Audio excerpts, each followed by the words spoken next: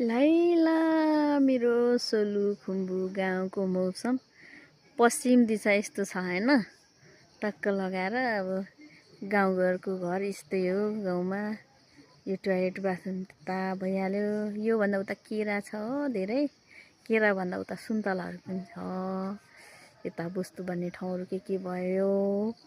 मेरो नभन, मेरो बुवाको घर यस्तो छ। यहाँतिर यो सबै रुख काब्रो यस्तो दामी हुन्छ। अम्लिसो यति धेरै छ यहाँनिर, साध्यै छैन है, सब अम्लिसो छ। यता धान चाहिँ यसपालि रोपाइअनुसार राम्रो छ, बोट पनि भर्खर झुल्न लाग्छ। यसपालि पानी टाइममा नपरेर धान रोपाइ एकदमै पछुवा। साउन भदौतिर रोपेको धान त यस्तो भएको छ, के गर्ने। यस्तै छ।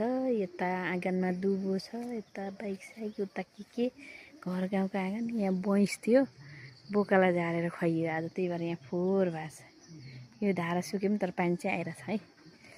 अनि यस्तै छ माथितिर, यो माथि भयो। यो खेतै खेत छ। खेत देख्ने जति चाहिँ मेरो बाउकै हो। बरै यो पर देख्ने घर पनि मेरै हो। माथि दुईजना अस्मिता मामा भान्जी गफ गरिरहेछन्। ल हेर्नु है धान, यो सबै खुवाउने घाँस हो देखिने, सब बोट बिरुवाहरू सब घाँस हो नि। टक्क माथि, योभन्दा माथि त्यो सफा बादलको छेउमा चाहिँ पाँच कन्या काली भगवतीका मन्दिर छन्। ठुलो ठुलो भगवान् छन् त्यहाँनिर। अनि भगवानको मन्दिर, अनि यस्तै छ। त्यो वहाँतिर देख्ने सल्लाहको बोट हो, नत्र भने सबै घाँस हो नि, वस्तुलाई खुवाउने घाँस। ल हेर्नु, यो तलतिर त पहेँलो भइसक्यो। अलिक अगाडि पानी दाउछोपेर रोप्नेको त राम्रो छ। धान पहेँलो झुलिसक्यो, हाम्रो चाहिँ झुल्नै बाँकी छ।